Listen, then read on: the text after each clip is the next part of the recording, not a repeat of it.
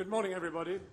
The year is 2030, and the first challenge to the panel, and I'll introduce them as I call upon each of them as we go, and the first challenge is to cast ourselves to the year 2030 and talk about the world that we would ideally like to be then living in from a sustainability point of view. And I'm going to call first upon Dale Vince. He needs no real introduction. He's the founder of Ecotricity and the founder of the Green Britain Vision, which is all about a vision for 2030 and a Green Britain. And I'll admit I'm a customer of Ecotricity. It rocks. And I've passed 3 solar farms on the way here, but I don't know if any of them were yours, were they? I don't think so. M4, nice one. Yeah. Quite pretty. Yeah, no, yeah. Anyway, go for it. It is 2030. You're in an urban setting. What's the deal? Thanks, John. Well, we set out our 2030 vision for Green Britain just before the election, and we were hoping to get these subjects kind of talked about ahead of the election. And we basically pulled together a lot of threads that we'd been working on in the issues of energy, transport and food. And we asked somebody to do some serious economic modelling of what it would like for us, what it would look like for us as a country. And we'd like to see the country powered 100% from renewable energy. That's entirely possible with enough onshore wind to do the job 4 times over, enough land for solar to do the job something like 7 times over, and so on. And we'd like to see all cars electric, which is entirely possible. We spend about £50 billion a year at the moment on fossil fuels, which is just like burning money. And we put another 30 billion into subsidies for fossil fuels, so there's a massive economic benefit if we stop that as well. That cleans the air up. 30,000 people die a year in Britain from air pollution. It's the 3rd biggest killer. So there are knock-on benefits to health and to the health service, which saves an awful lot of money. So the 3rd part of our vision would be around food, that we all stop eating meat and dairy, which are incredibly unsustainable, not to mention cruel for animals, and bad for our health, actually. So our work goes across those three areas: energy, transport and food. So I'd like to see a country powered by renewable energy, us all driving around in electric cars, and hey, let's all be vegan. And it's not quite, it's not so mad either. There was a day in May when, by a very virtuous collision of very hot sun and a very long day of hot sun, Britain managed to produce 15% of its entire electricity usage on that one day. 15% was from renewables. Is that not fantastic? That's true. So it's perfectly doable. And that was accidental. Yeah. That wasn't intended. And over the course of the entire year, last year, we produced 20% of our electricity for the whole country from renewable energy, which is a new record. And we overtook the nuclear industry for the first time, who could only manage something like 15%. So, however, we have to point out that Germany is 20% renewable every day of the year. We were last year. Really? Yeah. We on average. Britain or we Ecotricity? No, Britain. Really? Britain, it was amazing. Yeah. Bloody hell. I think Germany's ahead of 20%. That is a very well-kept secret. Yeah. Why doesn't anyone want us to know? I think renewable energy is a success story, and I think it's one of the reasons that the government have been working hard to shut it down. It is a competitor to the fossil fuel industries, the vested interests that I think influence the Conservative Party. But renewable energy is a great success story, creating jobs, saving pollution, and it's indigenous. We can make it here in Britain and be independent with it. I'm going to call on Safia Minnie now. I call her, with no disrespect, Minnie Mouse, because she is remarkably small but has achieved vast achievements as the founder of Fair Trade. And she also produces this amazing fashion and lifestyle label, Peopletree. And take us, therefore, up your Peopletree to 2030 and the world you'd like to see. Thank you, John. It's difficult for somebody, even in ethical fashion, to come onto stage wearing wellies. We like to use our heels, and when you're 5'2", there's a reason to use your heels, especially when you're called Safia Minnie. So the vision would be that we would, if we're going to buy something new, if we're going to buy new clothing, that it is ethical and it is organic and it is sustainably produced. At the moment, organic and ethical fashion is only 1% of the market share. It's absolutely tiny. But through the campaigning work around organic and fair trade after the Rana Plaza tragedy in April 2013, there's been a groundswell demanding more transparency from multinationals, a real understanding, not just green window dressing, nice ethical policies on websites, but genuine transparency right through to the workers' rights, how much they're paid, whether the factories are safe enough. And I think that will be the standard. We will not have fashion that is made with huge exploitation, with huge child labour, with absolute, complete disregard, actually, for the environmental laws of the countries where our clothing and fashion is produced.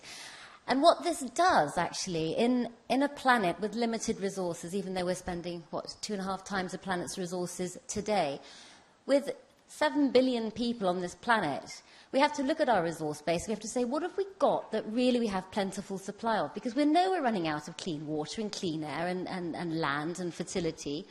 What we have is we have people's hands. So let's go back to organic agriculture, organic cotton farming. Let's go back to hand weaving, hand knitting, using these, what we pretend are kind of Luddite and irrelevant, all of the skills that create community development and self-reliance. What this will do is it will give people livelihood so that they can put their children through school, they can eat properly, and it actually creates a political power base that is coming from the villages and coming from the rural areas, not just from the cities, and that's really important. So we've seen a boom in made in the UK, and I think this is, people really beginning to want to know the provenance of the clothing that they're buying. When we started Peopletree 20 years ago, people said, well, you don't eat it. It's not an organic sandwich after all, is it? If it's an organic cotton dress, what does it matter? But I think now people are very, very conscious of the fact that they want to buy clothing that really reflects their values, John. Can I just challenge you on one sort of grim reality, that a lot of people are dependent, obviously, for buying very cheap clothes, for example, at Primark. Are you saying that by 2030 it would be possible to challenge somebody like Primark, which is dependent on producing cheap clothes in terrible conditions abroad, libel, take that back, is it really possible to produce, might it be possible by then to produce green, renewable clothing and do it at that sort of price? No, I don't think it will be at that sort of price, John, because clearly the current price of fast fashion doesn't include the human rights cost of the workers, nor does it include the environmental cost of producing the garment. It may cost 15% more. So you could invent a tax regime which would, in fact, actually militate against people who were producing clothes in human rights questionable circumstances. Absolutely, and Harold Tillman, when he was head of the British Fashion Council, said, should ethical fashion actually not have a VAT on it? What would that do? That would create an economic tool to really fast forward a model of sustainable fashion and a sector for sustainable fashion. That's today's first undertaking, and that is to campaign for VAT-free on all sustainable clothing. How about that? Great.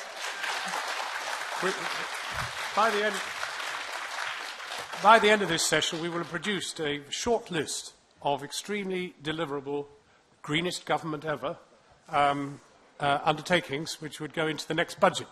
No VAT on renewable clothing. What excellent idea. And that would be renewable dusters and various other elements of the household as well. Well, this is the way to mainstream, sustainable and renewable companies and brands and initiatives. I think it's a great way of mainstreaming.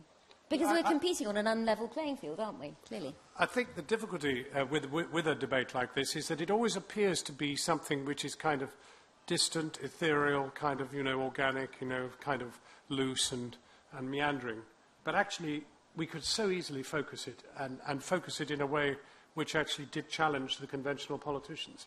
And I'm wondering, Mark Shaler, eco-innovator, author, you would like to make things better and better things, and you're a founding partner of the Do Lectures as well as an environmental crusader.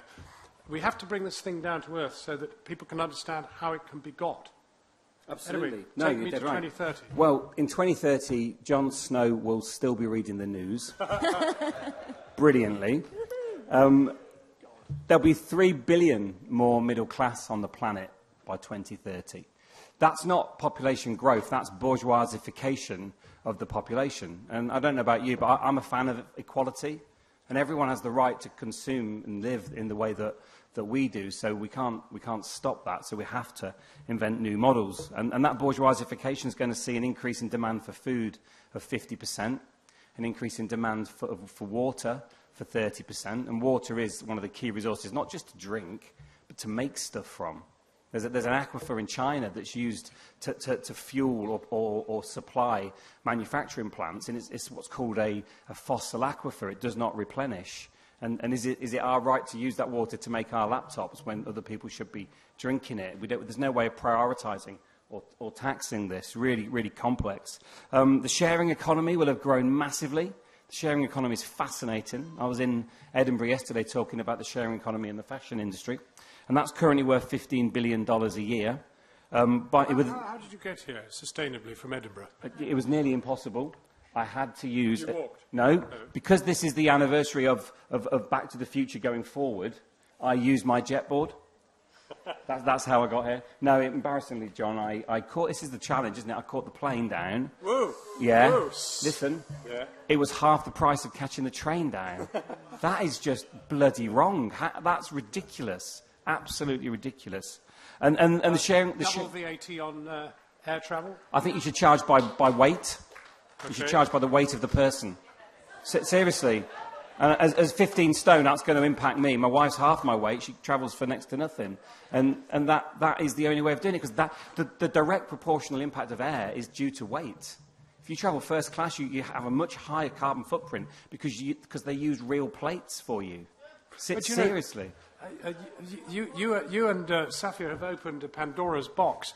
I mean, VAT's flat all the way across. I mean, you either don't pay it, I mean, there isn't any, or there is everything. And suddenly you can see how you could veer VAT towards sustainability. Intelligent taxation. It's a contradiction in terms at the moment. I bang it down, yeah. Oh, get it down, for certain.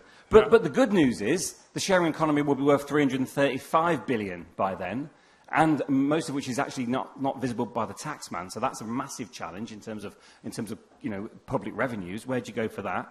We'll have reshored. We'll have changed our models. So my jeans, embarrassingly, cost me over 200 quid. Shit. Yeah. They're good. They're really good. Do you want to look? They're the cheapest jeans that I'll ever buy because they're guaranteed for life. How much did it cost to fade them?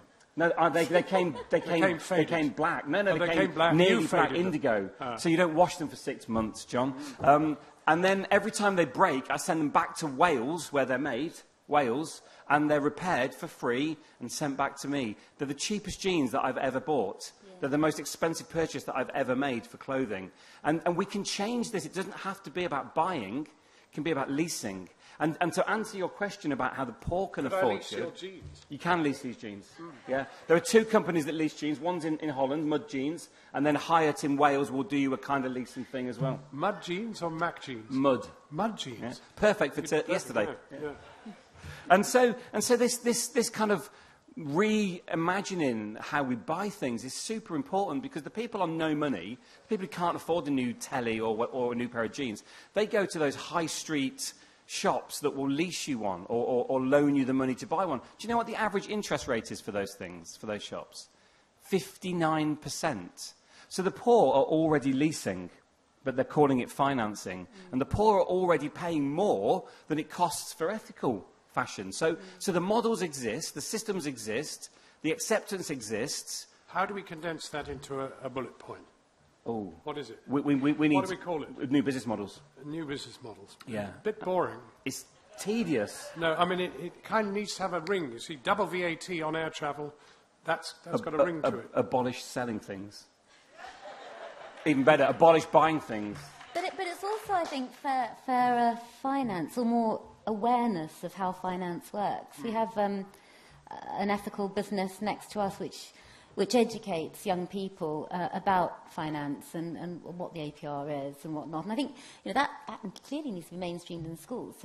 So people are actually able to protect themselves from what is exploitation, isn't it? Of course it does. An APR was supposed to do this, but it doesn't, because everything's sold in, if you buy it over 5 years, it's only going to be £15 a month. But you're paying double what anybody else would pay. So there is an education element to this as well. And we have to break a cycle of fashion as well. I want my jeans to last 10 years because they are classic shaped. Whereas most people want things that change regularly, and how we deal with fast fashion is we make it circular. So the rise of what we call the circular economy, where you pull resources back in and remanufacture them, that is probably going to be the saviour of places like Primark and H&M. Right. So you will lease the clothes, and the polyester will get remanufactured down to polymer level, and my shirt, John, will become your underpants, could easily become your scarf. And that is a thought. Well, tomorrow morning we're going to have 4 15-year-olds who have a vision of 2030 and how we could run the world. And they are mentored, in fact, by some of the members of this panel, if not all of them. And so at the end of that, combined with this, we hope to put a manifesto on the WOMAD website in which these very deliverable demands will be placed. Correct? Yep. Why not? That sounds like a good plan. I have to say, though, I think it'll fall on deaf ears with the government that we have. I think the odd thing is, you know, about the Labour Party leadership debate, for example, you never hear anybody actually say something like, one of the things I'd like to campaign for is no VAT on renewable goods, right? I mean, just a little thing that you'd suddenly say, ooh, they're green. But all you hear is sogo, sogo, isn't it? Yeah. So what surely we can do, actually, is to introduce politically deliverable issues that you can then try and hold politicians to account to deliver.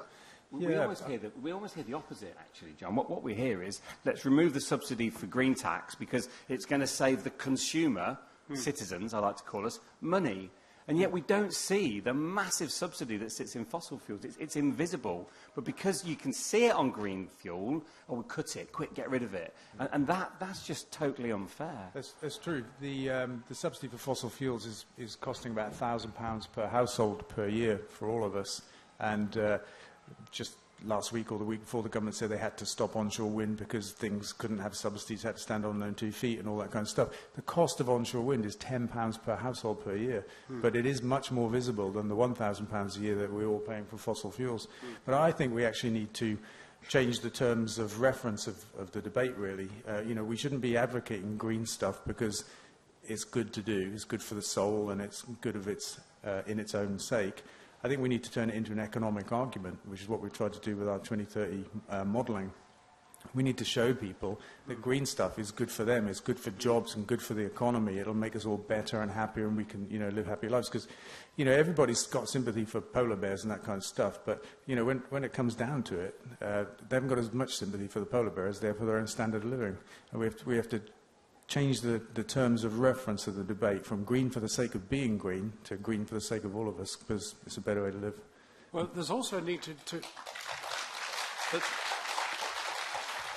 there's also a need to join it up. During the Scottish referendum campaign, I went to the Outer Hebrides. I mean, all I wanted was an excuse to go to the Outer Hebrides, but that's where I ended up. And what I couldn't understand was I saw these very elegant onshore wind farms, but at every wind farm, 2 of the 5 turbines were not moving. The other 3 were whirling away like hell. And I then asked why it was that 2 of them kept breaking down. Not a bit of it. They can't actually get the electricity off the islands because they've never built the superconductor that would enable them to take the electricity off the Outer Hebrides. So were it to produce everything it could actually produce 1/3 more than it already does. But simply because they've never actually made the connector, that's it. And they could build many more wind farms, but there's a sort of conspiracy not to do it. Anyway, here I am asked to read out at this moment in this debate, before I open it up to you. These, I think, are in fact Dale's great methods of delivering change. And I'm just going to read them out because I was told to read them out like a newscaster.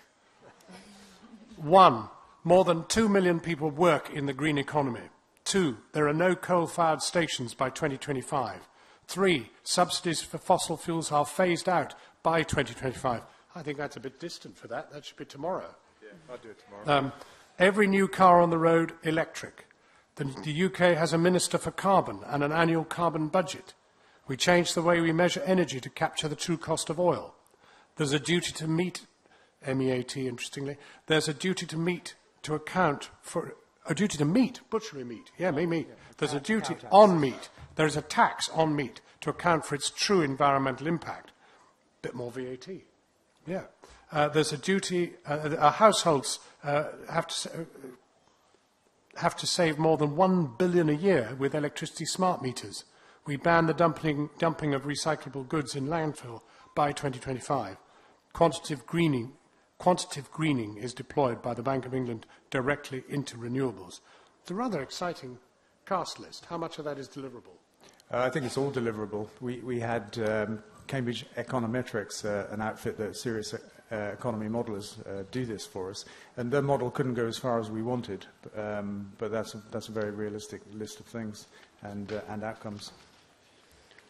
Mark, you've actually worked for some names that one wouldn't necessarily immediately associate with greening.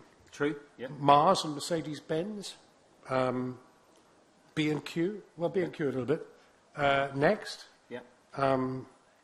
Well, Dorset Cereals sounds green enough. How do you begin to talk to big corporations like Mars and Mercedes-Benz, or did they ask to talk to you? Yeah, they asked to talk to me, Why? and because I can save them money by doing the right thing. So the motivation is money? Initially, yeah. I think now it's actually brand. Our brand assets are now in this country worth more than our physical assets. I struggle to understand what that means. But the intellectual property and the brands that we own are worth more than the things that we make. And that feels just totally wrong.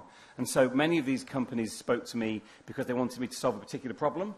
Mm-hmm. Others spoke to me because they wanted to change the way they behaved. And this is because the whole notion of CSR, corporate social responsibility, which, to paraphrase, is someone sat down the end of a corridor with a small budget doing good things to make everything else that the company does badly look a bit better.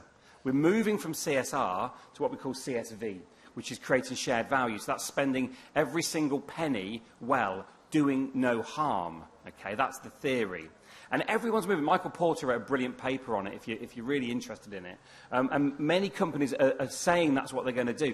In truth, John, they're frightened to death because they can see the end of business as usual, and they're searching around for something to hang their hat onto. And CSV sounds a bit like business as usual, but slightly better. We haven't got time to do bad things better. We've got to do better things now. And I do work with some of these companies that many of you may not like. I may not like them. But if I can get a significant change, I'll do it. If I can't, I won't go near them. See, what it actually tells us is there's stuff going on beneath the waterline that people may not know about. For example, one could mention Unilever. Do you know about Unilever? Unilever are doing some amazing things. Their whole process of reducing watering goods, concentrating everything, dropping the packaging by 50% is driven for really positive reasons. But it's also driven for capitalist reasons, amazingly. Yeah. They are actually, they propose to become completely sustainable and double their growth. Easily. They'll do it easily. And the whole kind of target zero, so no net carbon impact, no waste to landfill, no net non-renewable energy use. All of those things are really easy. The thing that's really hard is looking at what we do with resources, how the resources flow through the economy, of the products that they sell. Their direct impacts are actually really simple to deal with. You see, there's an interesting... Yeah. Sorry, the big elephant in the room here is that only, for example, going back to fashion, only 48% know where their products are being produced, who is making them, how they're being made. So what you've got is, you're absolutely right, the CSR department started with, great intention, but it's like the charity handbag, we'll auction it off and we'll raise a bit of money and we'll support a particular shelter facility in Kolkata or wherever.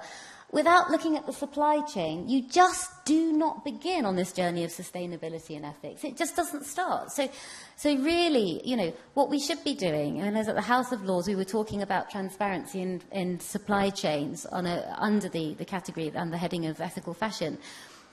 lots of debate. Is it actually the British government that should be operating here? Or is it, in fact, the Cambodian government or the Bangladeshi government or the Indian government or the Chinese government that should be holding these companies accountable? Is it the fashion company and the buyers themselves and the merchandisers who are pushing for cheaper and cheaper prices at whatever cost? Or is it actually the consumer? Well, after months of debate, it looks like it's going to have to be the consumer. It's not going to come from anywhere else. Even though we have tried to hold company directors accountable for their activities overseas, it isn't happening fast enough. There are movements to make this part of EU legislation. Again, where is the drive going to come from? It's going to have to come from us as consumers. Well, of course. And of course, the consumer cannot be powerful in this unless they can find out the information. Absolutely. And therefore, there has to be an obligation on the manufacturer, the sales point, to inform the customer how that article was made and by whom. There was that brilliant bit of YouTube video, I think it was in the Times Square, where they had a kiosk set up saying T-shirts, $2. €2. €2, was it? Yes, so it right. wasn't in America then? then? It was part of Fashion Revolution It was brilliant. Day. Yeah. And everyone went in and they went, oh yeah, I'll have a T-shirt for €2. And then it shows you a small film about how your thing was made. And then at the end, and it's dreadful, clearly, and at the end of it, it said, do you still want a T-shirt or do you want to donate your money? And most people donated the money. So it has to start with the consumer, absolutely. But there's so much that the manufacturers are doing that no one knows about. To join those 2 points up, some of the electronics industry, they're buying their own mines in Africa, not because they want to own mines, but because the people that own the mines now shoot each other, and they tend to use small boys to do that job. Every one of us has harm in our pocket. Every time our phone rings, someone has to fight for the resources that go into that phone. Every time we upgrade early, we're creating part of the problem. So it has to be this twin approach, consumers, and I hate that bloody word. When we buy stuff... Well, people, us, People, right? absolutely. But also there's stuff that's going on that we don't know about. And the stories aren't being told, John, because they're scared of being the tall poppy and being criticised. And how do we encourage this kind of goodness to come out? Well, of course, some of it's dependent on the media. It's obviously dependent on the social network, and clearly the social network enables us to expose bad practice, etc. That's true. But the mainstream conventional media doesn't really cover this stuff very much at all. For example, having mentioned Unilever, I mean, who's ever seen, I've never, I think, ever seen an article or even any film about what it is that this enormous multinational, one of the biggest companies in the world, is doing. I bet there's nobody here, very few people here, will ever have heard of Paul Polman, for example. Paul Polman is the man who's driving this. He is the chief executive of Unilever.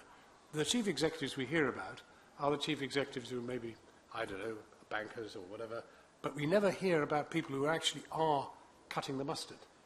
It's incredibly brave of Paul to do what he's doing, and they'll succeed, but they'll be invisible because half the problem, John, they don't want that story out in the general media because they don't want the criticism that it could attract if they don't get it. Actually, fail gloriously, set goals that make the hairs on the back of your neck stand up, and if you've just failed, that's fine. At least you've moved further. If you aim at the moon, you might hit the ceiling kind of stuff, you know?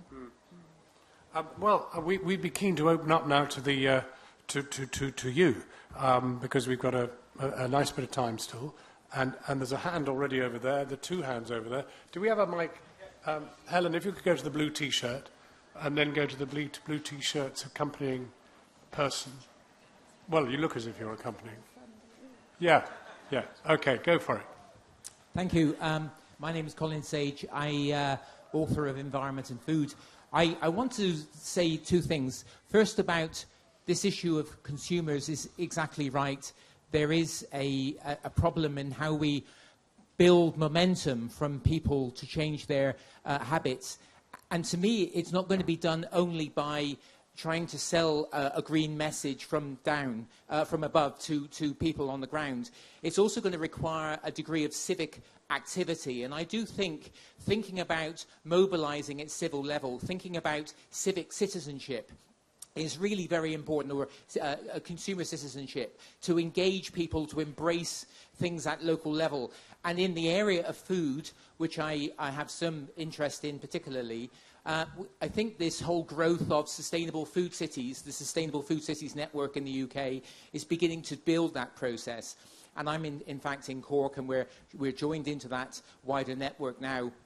And that, I think, is very important. Just to finish, Unilever's material, there was 2 articles published in the International Journal of Agricultural Sustainability in 2011. That's a magazine I do see quite regularly. I've never seen it. Well, but I wanted to see it in the Daily Telegraph. Very good, thank you. Yes? Hold your mic a little bit closer. My name's It's going well. Monica Grapeus, and I come from a small part of North Yorkshire called Rydale. We are in the forefront of the fracking attack. Now that Lancashire's had their planning applications turned down, all the eyes are on Yorkshire. We're on the other side of the Bowland Shale. And what we're finding in our campaign, which started a year ago, that the people do not understand the issues. Government are really covering up. They're saying communities can choose if they don't want wind turbines anymore. They're not going to listen to communities who don't want fracking because there's too many vested interests. Barclays Bank own 97% of this company that are looking to frack in our area. And they are just totally kind of happy with the company's record. They've drilled in the area for 20 years for conventional gas, and they've got the population hoodwinked. We're perfectly safe. If you quote anything at them, they say, you don't know what you're talking about, you're swivel-eyed loonies, you know. Maybe I am, but, you know, most of us aren't. Most of the people in Rydale involved in the anti-fracking campaign have never, ever campaigned about anything in their lives before.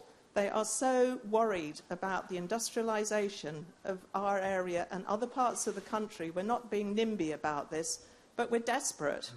We are really desperate, and we feel if they get it in Rydale, then the rest of the country might as well lie down and accept it. Well, thank you very much. I mean, in fact, the amazing thing is that everyone expected the local authority in Lancashire to allow it. And it was a most remarkable moment of kind of restoring faith in the local that came about.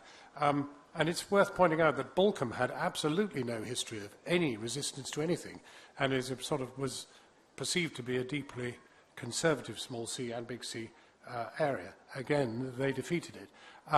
Yes, more points. I want to go to the back, to the grey shirt, just to exercise Helen. Right back there. If you could stand up, sir, she'll find you. Up you go with the grey shirt. That's it, yes. And let me be picking out somebody else. And then after that, you're going to go to the pink shirt behind him. And then you're going to go to the red shirt over there that's sitting down.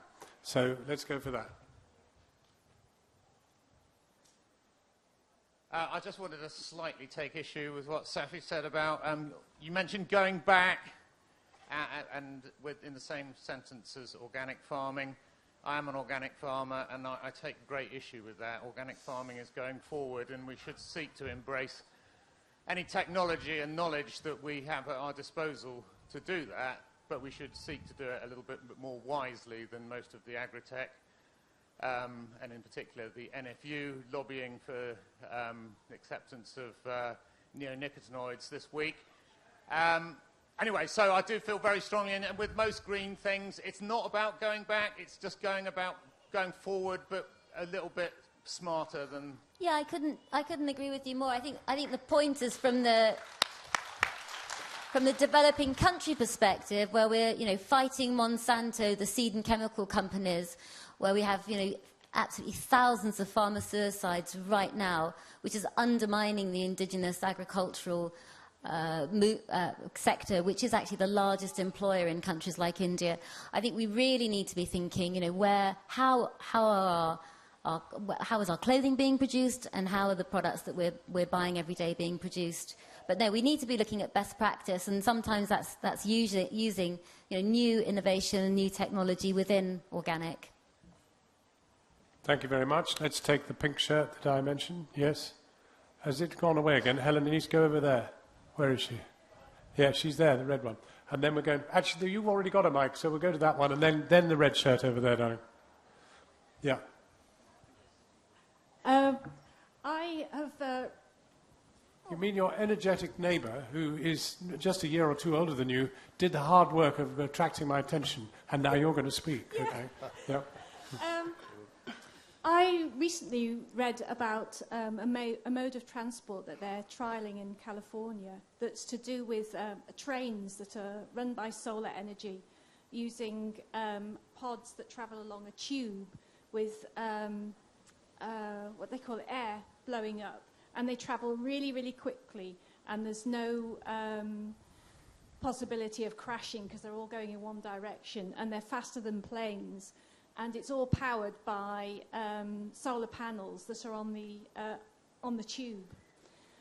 And I wonder if anybody's read about that. And have we got an expert here on Californian innovative travel? I think what they're doing I'm looking around. Yeah, they're building a 5-mile trial at the moment over there. But it's supposed to be, once it's built, it won't cost anything to power.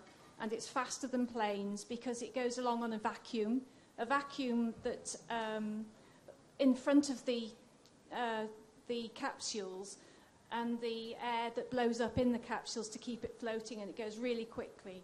Well, those of you who are looking at your small iPhones, Google Strange Conveyances California and see if you can get a bit more information. And if you come up with it, please volunteer it. Yeah, Okay.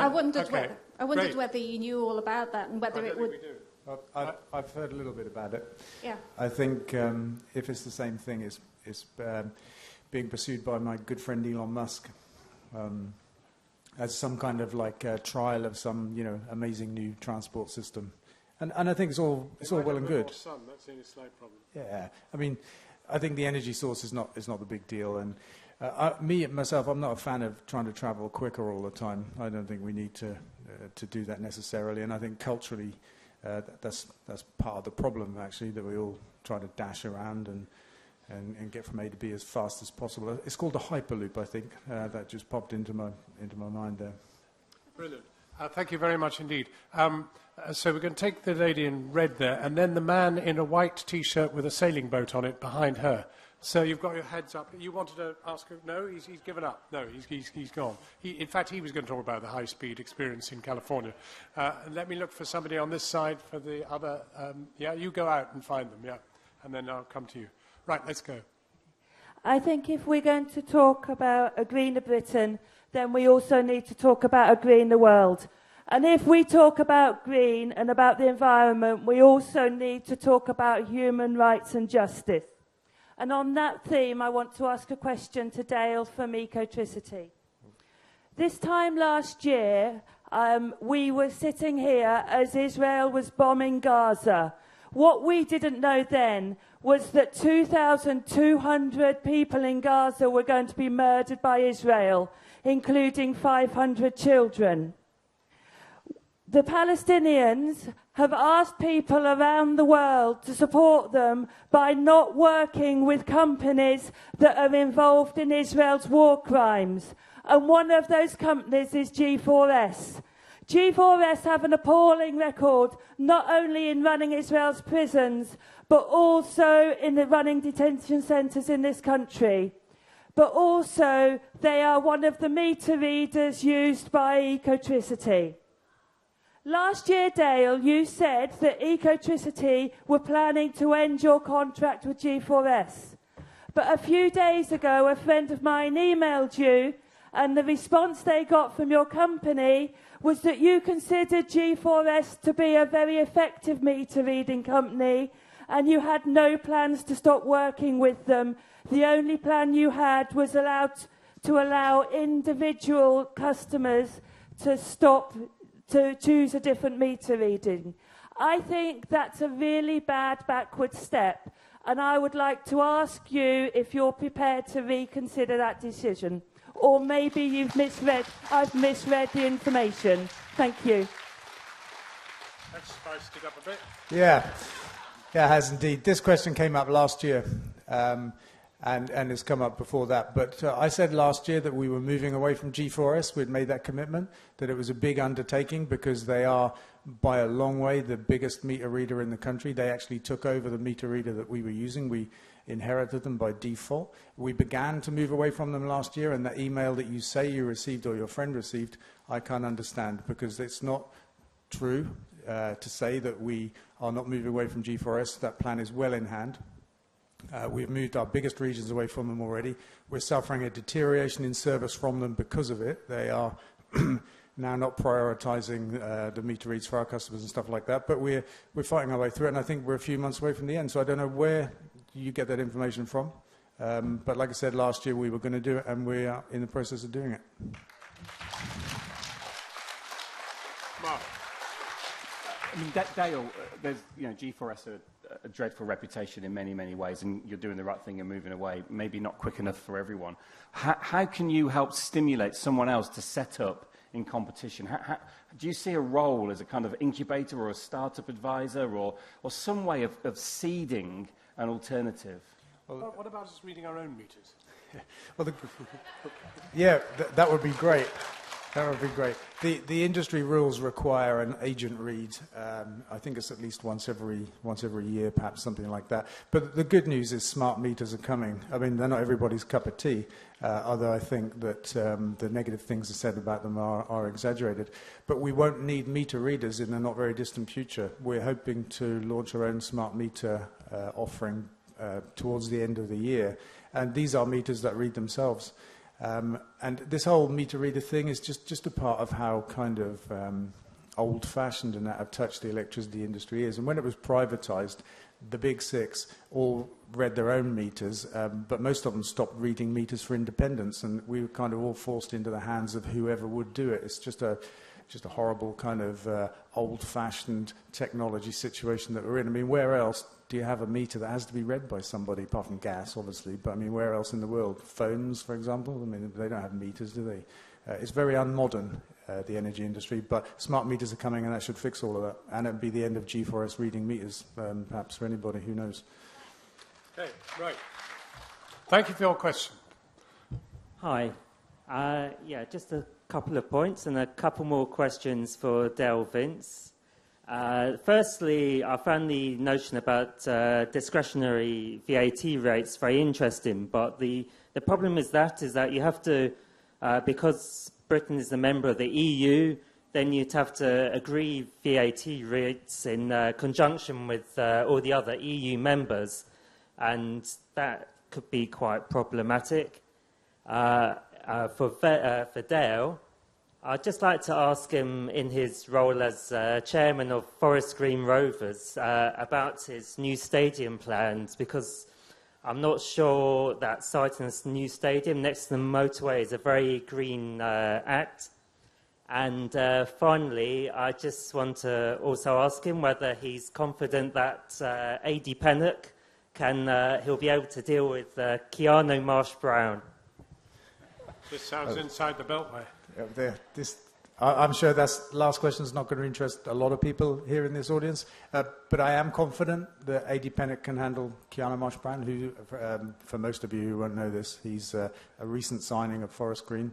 He's a young, talented player who's perhaps... What sort of thing do you have to pay for a good guy down in your area of a player? Yeah. A player.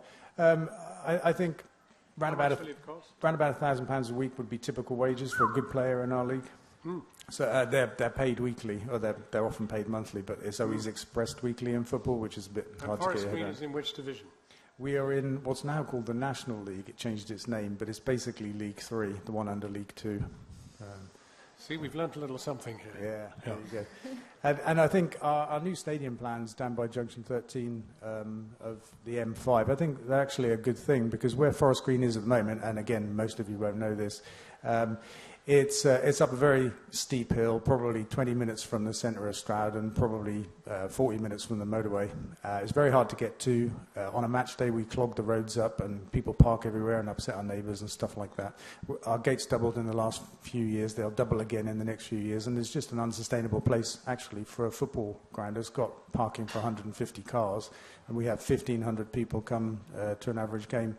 So the Eco Park idea is not just for a football stadium, but it's for a sports complex and a green technology business park over 100 acres, and it's a very exciting thing. And what we hope to do there is demonstrate some of the great benefits of green technology and the whole green economy. So. While I'm getting another answer from the panel, there's a cluster of people wanting to ask a question down there. Just Mr. Blue Shirt, put your hand up. That's good. Yeah. And then this chap behind you, the chap in the black shirt's very keen, Helen. Over there, that guy. Yeah. Okay, go for it, Mark. The VAT part of that question was really interesting, and you'd have thought that this government would have quite liked to have fallen out with Europe over something. And so maybe VAT is the thing to do, because there's a whole load of changes that need to be made to VAT. We've discussed 2 or 3 today, but VAT on sanitary products for women is just ridiculous. There's a whole load of stuff that should be taken for a fight, and I think we should do this, and it makes enormous sense. We do have ethical standards now that are truly global. So, for example, with the Soil Association equivalent over textile, we have GOTS, Global Organic Textile Standard. We have the Fair Trade mark for cotton. We have the World Fair Trade Organization mark, which guarantees fair trade throughout the supply chain. So these are all international marks. So it would be quite possible to agree a criteria against which sustainable fashion or ethical or fair trade fashion companies or textile brands work. And that you would find in now every sector. I mean, we're talking about 20% of, for example, German people, the population being ethical consumers. I mean, this is a huge movement. And so, clearly we are a power for economic change, and we can change policy. There's a lot of discussion now going on at EU level about how to create transparent systems in supply chain, so we can be absolutely sure when we buy something, we're buying it exploitation-free and something that's been produced with, true sustainability. I mean, actually, to be honest, this agenda that we're drawing up, this manifesto, it's global. It's not just for Britain. Absolutely. It's global. Everything has global implications. And again, I agree with Mark. It's very good of you to have raised that. Can I take a question here from Mr. Blue Shirt? Yeah. Hello, it's just, I think we all have to agree that we have to tackle climate change, yeah? Well, I can't see how we can tackle climate change and create economic growth. I would like to know each panel's person's view on that, because I just can't see how we can create economic growth and tackle climate change. Well, before I pass to the panel, I would urge anybody to try and read up on Unilever, because that's exactly what they're trying to do.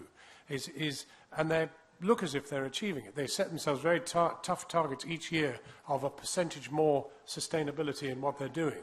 And they have not yet suffered a loss of growth. I mean, they do believe that sustainability, that investing in sustainability actually adds to growth. But I think you'd know more about it than I do. Yeah, it's a good question, and it's a common view. Most of the companies I work with have decoupled the emissions of carbon and the growth of their businesses. Those two things don't go up at the same rates anymore. And the environmental industry sector is in the UK, employs about 1 million people now.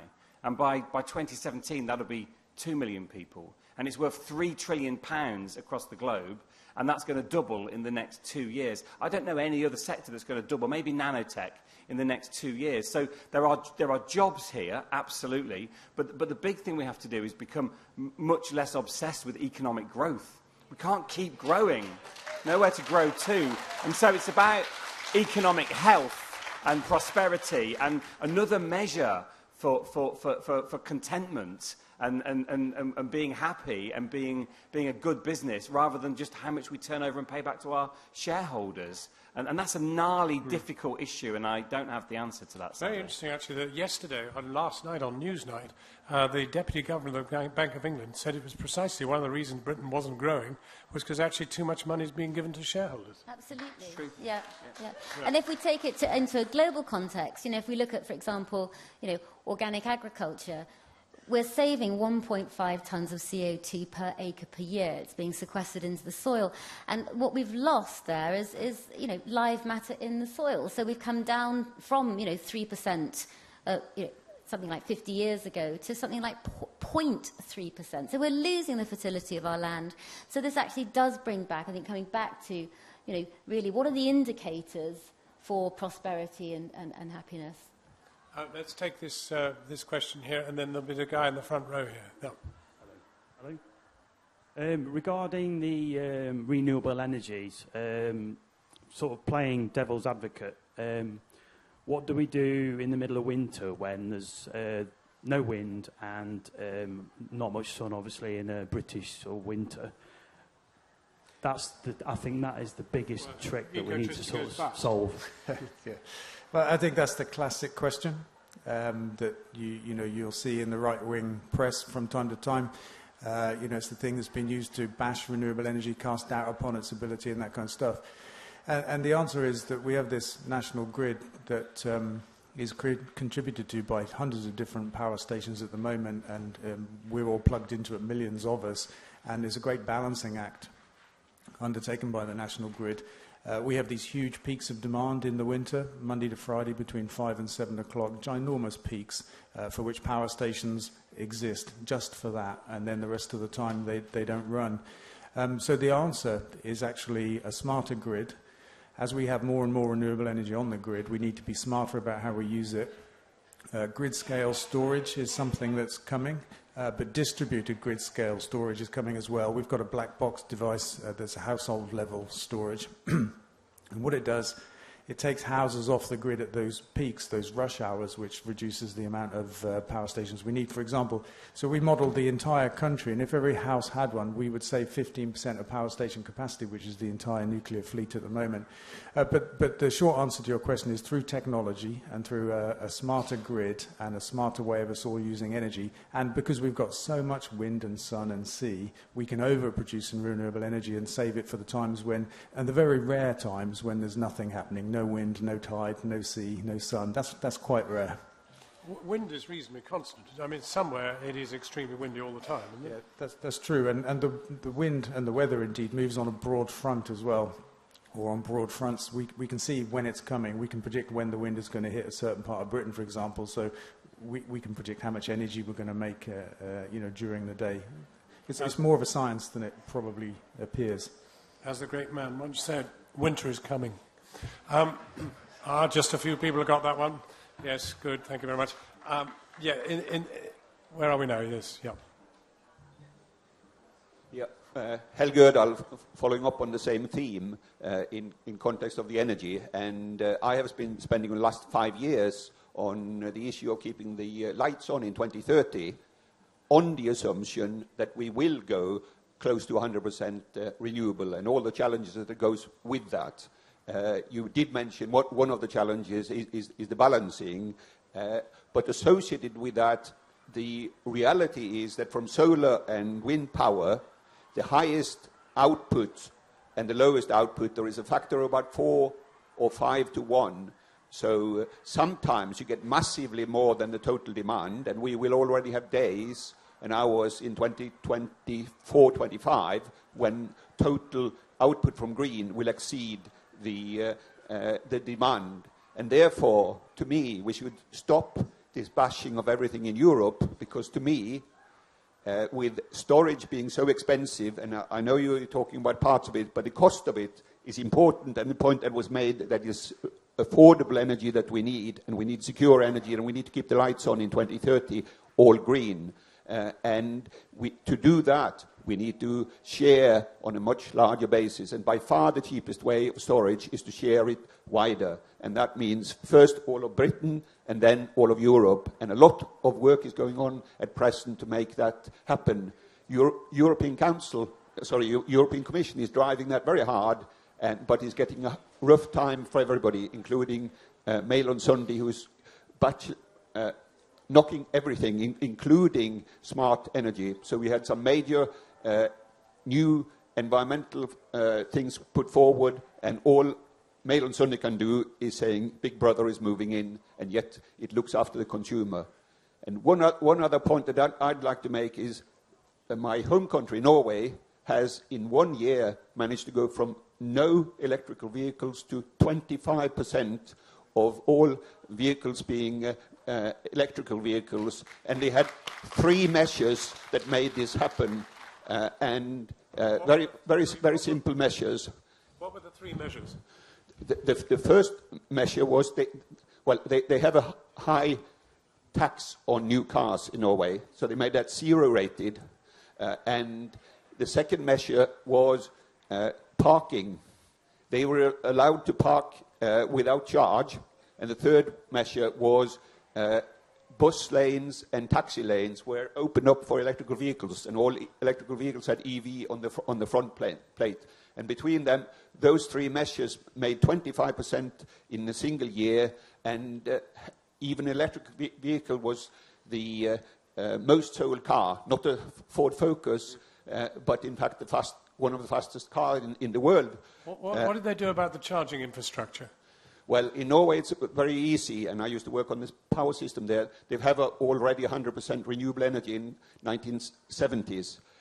And the charging infrastructure is key in the sense that no supermarket in Norway can survive now without having multiple charging points on every supermarket. It just was a no-brainer, and you got large enough number of supermarket car parks to cover that. And also in the style of diesel heads equivalent that we have in our entertainment on BBC Two on about cars, they challenged the car to go the most severe route around Norway, which seemed impossible to drive in 24 hours, and it did it on electrical power that it got from the public scene, going all along the coast, picking up the ferries, and all along the coast and up to the northern Norway. And there's big distances in Norway, and they managed to do that in 24 hours, which effectively said nobody should worry anymore about running out of charge. There's always a possibility to do it. But my main point is sharing electricity is the big issue, and if we have... Germany has already exceeded 100% sometime, and we will be doing so maybe in 10 years' time. We therefore need to make the arrangement to share it as widely as possible and not knock it. Okay, well, I mean, it's extremely handy to hear about other people who managed to achieve what we aspire to achieve. But for some reason, even though, in fact, there is zero-rated congestion charging, various other incentives, the fact is electrical take-up is still not good, is it? It's not as good as Norway, but it's actually very good. I think sales of electric cars the first quarter of this year in Britain were quadruple what they were the year before. So it's starting to happen here, and I'm very confident about it. Norway's obviously got a much smaller population and far better policies to encourage people to buy cars. But charging infrastructure is a serious problem in this country, isn't it? I don't think it is a serious problem. It's happening. There are thousands of points out there. We've built a national network ourselves on the motorways with a few hundred fast chargers on there. You can charge a modern electric car in 20 minutes now, and then you can drive for probably 100 miles and then do it all again. So we built a network from Land's End to John O'Groats now. There's a small gap in Scotland that we'll fill later this year. But the idea is just show people that you can drive anywhere in the country in an electric car and you can get home again, even to a football game, because we've got some at Forest Green Rovers as well. That's a really interesting... I was in Soho Square in London last week, and I watched this race occur, and apparently it happens every day, according to my mate who works there, and there's a Prius and a Tesla, I don't know, an expensive electric car, and they both race for the same charging point. And they get really fighty about it and a little bit aggressive and sweary, which I quite like on the way to work. However, there just needs to be two charging points. I mean, why would you drive in the middle of London anyway? Well, but if you are... Well, now you're talking Turkey. I mean, we've really got to ban all private cars from centres of any city. That would be brilliant. Yeah. I'd love that. I mean, as a cyclist, it's an absolute no-brainer. I mean, you can see a perfectly efficient transit system, public transit system, in Manchester, in Birmingham, in London, and yet the whole thing is clogged up by tin boxes with one person in them, who appears to have every human right in the book, and we have none. Yeah, It's very strange. You do get a very different perspective on life if you ride around on a bicycle. First of all, you're a worm. Secondly, you're a badly behaved worm, and thirdly, you have no rights whatever. And you know, there's very, very simple things. I don't want to get a hobby horse. It happens to be a hobby bike. And that is that, for example, they've painted in London and Birmingham and other places these boxes at the front at the traffic lights where the bikes are supposed to assemble. And instead of doing the obvious thing, which is to say, we're going to put a 15-second moment when the bikes go, they actually get all the bikes to queue up, coming up the left-hand side, and then into the box, and then the people on the left-hand side get killed by trucks turning left. All you have to do is to phase the lights so that the bikes go first, and then the cars go, and they can see them. It's the simplest possible thing. I know it's not about energy, but it is about life. So Anyway. John, maybe that needs to go on the manifesto, surely. Yeah, good. That really is deliverable in months. Yes, months. absolutely. 15 seconds, Yes. yes, release. Right. Because we're into the last 10 minutes, we need proposals for this manifesto. So if anybody's burning with a proposal, please. Yeah, there's a really shaky hand up there, with a good hat, incidentally. Yes, good hat, good shake of a hand, and he's going to speak. Right, hello. And there's going to be another one down here. My name's Tim Cutting, and I have a suggestion for the manifesto. Yes. I am a member of one of the growing number of community renewable energy companies. Ours is Froome, known as Froome Renewable Energy Company, FRECO. We're looking at car parks and putting solar panels on car parks above the car parking spaces. There are hundreds, thousands of acres of car parking spaces attached to, a lot of them, to supermarkets. So my proposal is that supermarkets are approached to put up car shelters which have roofs of PV, hugely expanding the PV contribution to our renewable energy generation. Thank you. Well, it's a very clever idea, but the problem is it comes at a moment in which things are not getting very happy for solar panels, right? Yeah, that's true. Along with all forms of renewable energy, every week there's a different announcement of a different cut, and I think this week the government said that they were going to do something to what they call medium-sized solar, which I think is the feed-in tariff, kind of up to 5 megawatt category.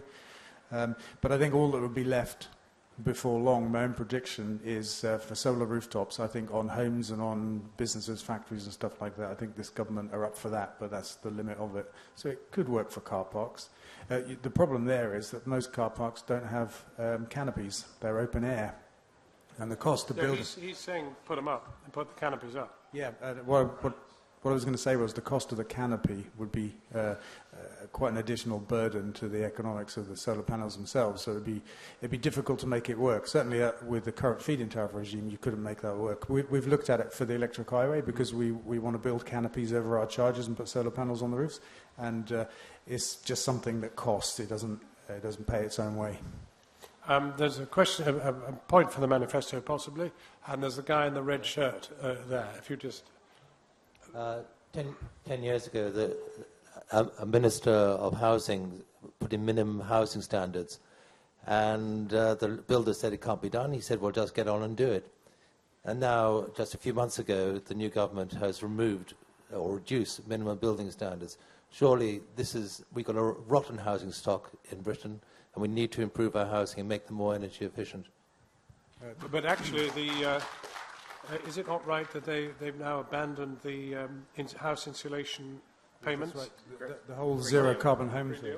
Yeah, the Green Deal was rubbish anyway, so I don't think anybody's going to miss it. But what you're referring to is the zero carbon homes initiative, where all new homes had to meet very high standard by 2016, I think it was. And it's ironic that the building industry were against it at the beginning, but some of the loudest voices of criticism last week or the week before when the government announced this came from the building industry, who had geared up to do it and could do it, and are very disappointed that it's been pulled out from underneath them. I think new homes are really important, that we build them in a sustainable fashion, but they're the tip of the iceberg. 150,000 of them might get built every year, but there are 30 million homes in Britain. And we do need to tackle that as well, not just the new homes. But it's a great shame, just another green policy being killed by this government for no good reason. Can you get the mic to the guy? Well, on the way, go to the turquoise shirt and then to the red shirt. And then we're going to go to you with the lovely hair. The proposal I have is about the consumer right to buy durable products. How many people here have had the experience of buying something, maybe it was a tent, that you thought was good, it was cheap, and then you find that it actually doesn't last the way you thought it did?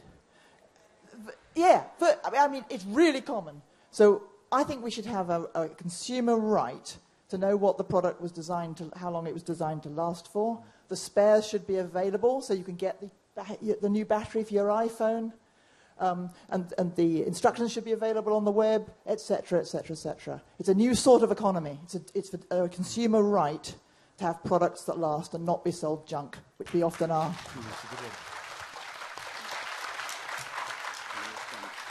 Yeah. That's brilliant. I love stuff that lasts a long time. It's my favourite kind of environmentalism.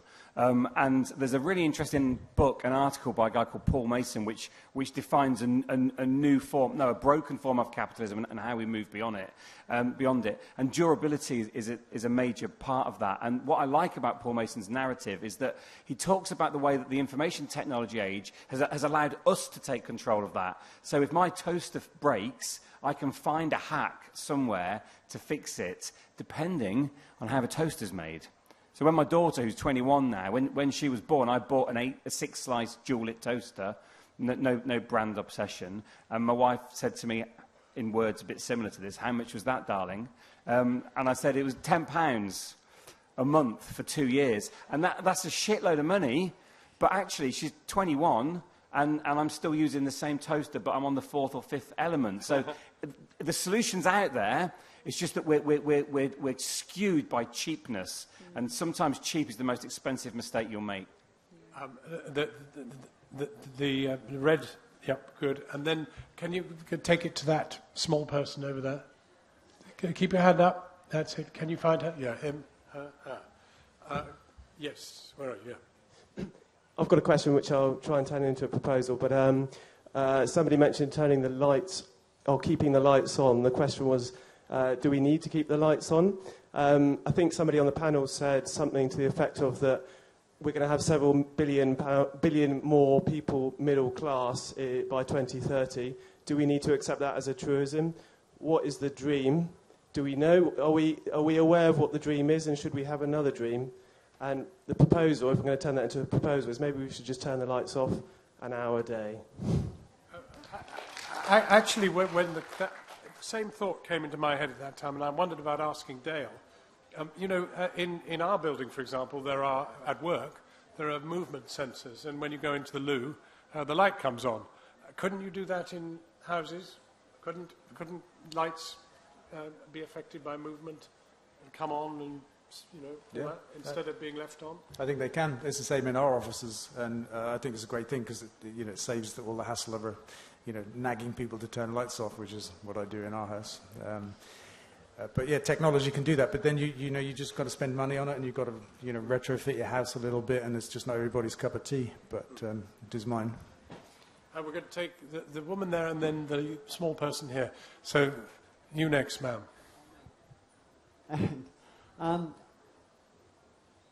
We've all been aware of green environmental issues for decades now, and our children are even more aware than we are, as will be shown tomorrow morning. The people who seem to not be aware are our senior politicians, and the common factor with them is that most of them went to Eton or to public schools. So could it be a policy to enhance the environmental awareness of this country to shut down public schools in Eton?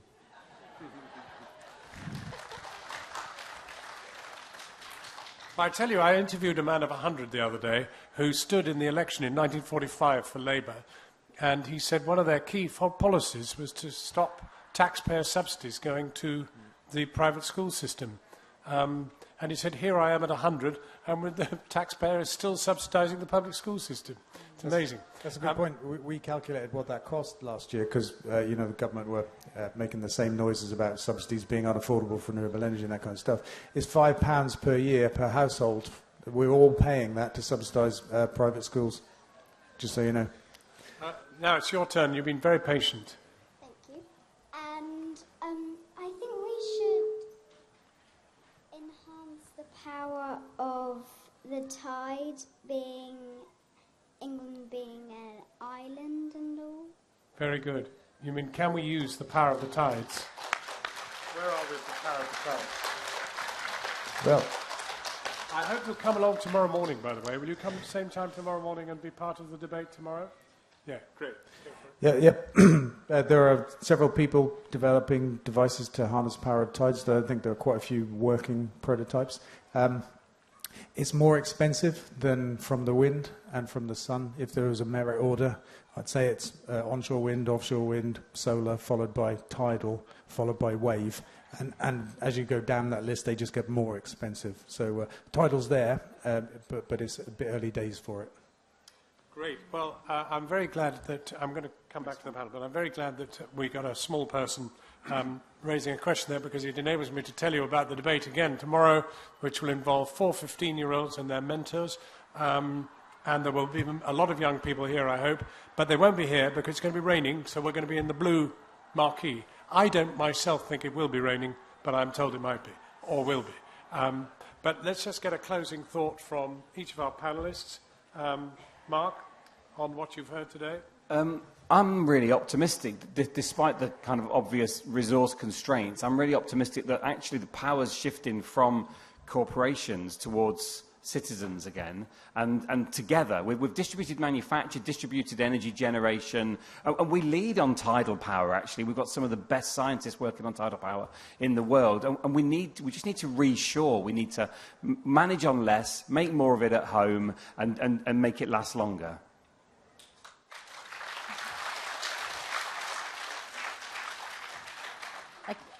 I couldn't agree more.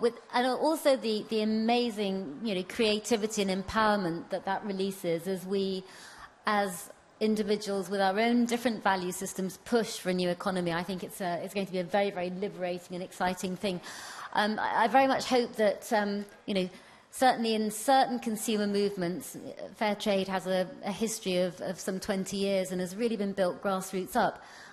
Sometimes it's been women that have been the early adopters and the real protagonists of the movement. And I'm really hoping that that men will also, follow very, very energetically. And John, on that point, I've brought an organic cotton shirt for you. I gave an organic cotton pants to the Dalai Lama, and I thought that you might like a blah blah blah organic fair trade shirt. And I knew you're a cyclist, so...